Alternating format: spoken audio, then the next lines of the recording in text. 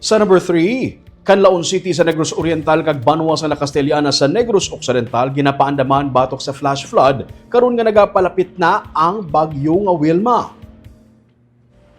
Sa ginpatigayon nga inspeksyon sa Department of Public Works and Highways sa tiilan sa Bulkan Canlaon kag mismo sa Canlaon City kag La Castellana, nakita nilang tuman kadalagko nga mga bato nga parehas kadalagko sang SUV nga mga salakyan. Sunod sa kay Engineer Noel Ilaw, ang Director sa Bureau of Equipment sa DPWH Central Office, bangod sang dalagko nga mga bato, nagkalatabunan ang mga alagyan sang tubig gani nagrekta ang tubig sa kasubaan kag sa mga panimalay.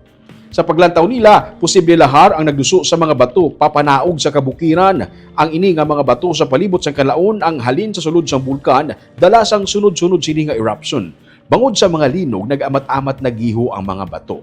May mga areas man kuno nga inagyan sang landslide gani natumba ang mga puno sang kahoy kag gin-anod papanaog sa kasubaan nga nagtuga sang pagbara. Ginpang amat-amat na pahigad ang mga bato pero syado ini katrabahoso ilabi na nga syado kadalagko sang mga bato. Gani, kinahanglan nila magbakal sa mga heavy equipment nga makasarang sa pagkuha kag pag-idog sini. Bangod nga nagamay na ang alagyan sang tubig, balantayan man suno sa iya ang posible nga flash flood kung mangin mabunok ang ulan dala sang bagyo nga Wilma. So yun yung pinaka-main malaking challenge, sir. How to get rid of those boulders. Ang bibigat. Ordinarily, hindi kakayanin ng equipment. So that's one of the reasons most probably we will be buying large equipment para maigilid lang namin. Igilid na. Maigilid But lang ano pwedeng gawin, sir, sa kanya?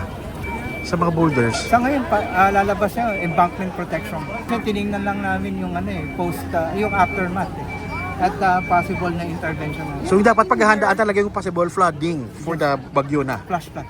Yung talaga dapat paghandaan ng dalawang LGU. Both La Castellana and Canlaon.